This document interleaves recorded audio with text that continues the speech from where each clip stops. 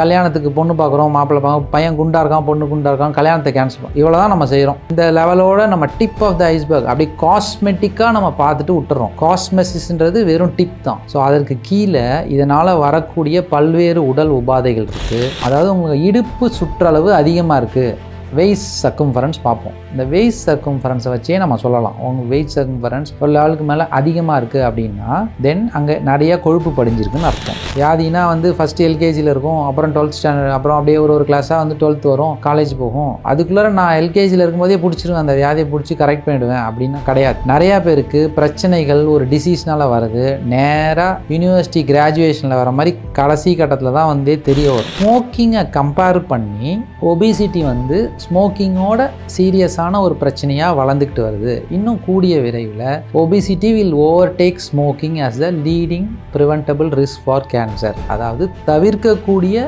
பிரச்சனைகள்.